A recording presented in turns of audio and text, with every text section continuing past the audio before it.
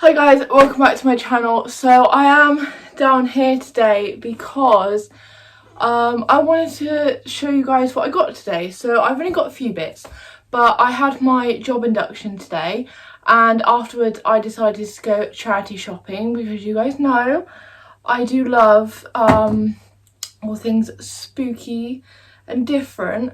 So yeah, I need to get a higher stool. This stool is still quite high, but it's not high enough because obviously I'm all the way down here and like my dolls and stuff are up here.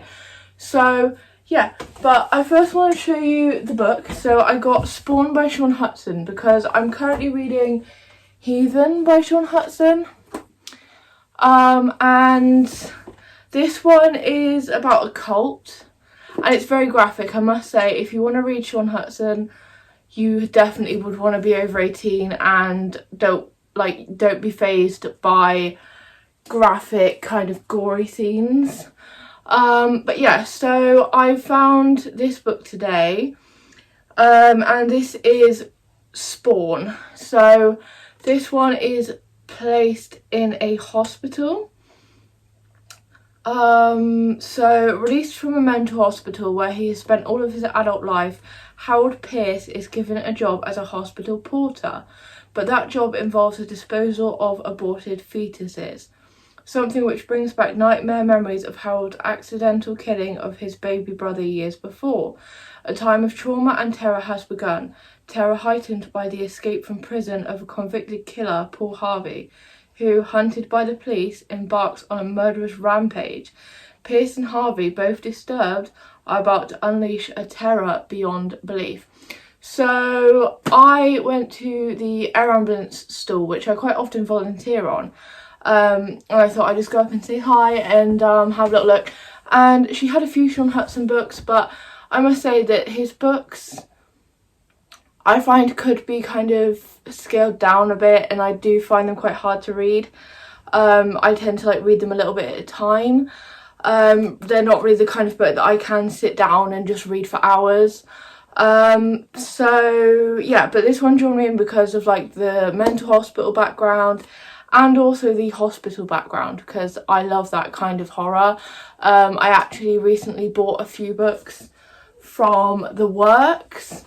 So I got The Patient by Nick Tyrone, which I believe has a similar story to it.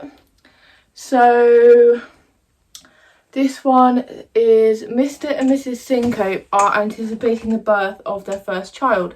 On the way to the hospital for Mrs. Syncope's induction, their squabbling over their daughter's name betrays an unquestioning trust that everything will go to plan, and why wouldn't it? But as the hours pass and Mrs. Syncope's labour doesn't begin, the couple start to worry. As the hours bleed into days and there's still no sign of progress, it becomes clear that there is something far more sinister going on behind the hospital doors. So this one is definitely kind of like a hospital, potentially murder mystery, and I love hospital themed books, so I'll just put that one back over there rather than trying to wiggle it into the shelf. I also got the X-Hex by Erin Sterling and Payback's Witch by Lana Harper because they were in a 3 for £5 deal, and I thought, let's go for it. So today I actually managed to grab this beauty. So she isn't marked, she is just a ornamental doll. She's not a collector's piece.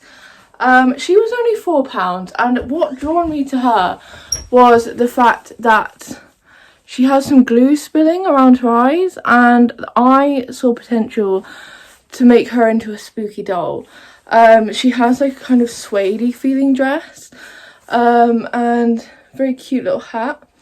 But yeah, I really like her, and I do see potential, but she's definitely an ornamental piece. She's not like the rest of them that I have, which are more collector's pieces. You know, if you guys haven't seen the rest of my videos, I did a video where I showed off some of my dolls, and I also did a video where I showed you guys this one, which is over 100 years old and has been passed down through my family. And it was bought in an antique shop before my family got her as well. So she's definitely my most kind of, not important doll, but you know what I mean? She's got the most history, whereas the others are just charity shop finds. But yeah, I thought she was cute. And also, I did want something to kind of fill up my shelf a little bit. And she's the perfect size to fill in that little spot. And then I also got today, the actual last item of my haul today, but I got this one. Now, she is from the 1950s. And she's only made of plastic, not porcelain. But as you can see, her eyes open and close, and she is actually, this dress isn't her original dress, which is a shame, but she is a pedigree doll made in England, and she has a voice box on the back because she was actually a walking and talking doll, and while right now her mechanism is absolutely broken, which is fine. I think I would rather she didn't speak or anything anyway. But she has posable like joints. However, I do need to have a little look because she's got quite tangled up in her clothing. And I really don't want to make that damage her because she is over 70 years old. But yeah, so her hair is very much showing her age. But yeah, so she was £15 in a charity shop. Which at first I was like, do you know what, she's plastic, she's potentially a reproduction or maybe just sort of from the 90s, so not that old. But when I got home I said to my mum about it, and my mum was like, no, she's definitely older than that. And I said, like, I'm not sure when they started producing these dolls in plastic in opposed to the porcelain ones. Because these two are very similar, except from she's porcelain and she's plastic. So we had a quick research and we actually managed to find this exact doll, which is from the 1950s. So that's great because when I first bought her, I thought, oh, it's fine. She's just like a cheap plastic doll, like a reproduction or just a toy. And she can just look cool in my display. But now that I know that she has kind of some more character, I am so happy that I got her today. So yeah, I need to find a bit of a nice place for her to sit because my room is still like a work in progress, but that's going to be my kind of like retro music-y corner, right next to my like spooky space. So I'm not sure. But yeah, so I really do like her a lot. So yeah, she's quite tall. But yeah, I'm definitely glad to know that she's not a toy. Or she was a toy, but like I thought that she might have been made like in the 90s or something as a toy. So yeah, her arms move, and also her joints are held in by elastic, which is the same as the porcelain dolls, which is really nice. So whereas this doll up here has movable knees and elbows, this one does only move. So sorry love. But her legs do worry me a little bit though. I definitely want to have a look because this little nappy thing has got tangled in her leg joints, so I'm going to have a look at that in a moment, off camera. But yeah, I love her. She's definitely got that like vintage spooky vibe about her.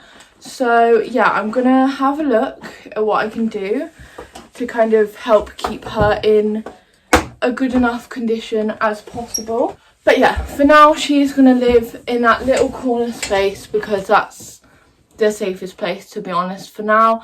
But yeah, so that was my little haul. I know it wasn't that much, but I did want to show you guys just because I'm really excited to find her.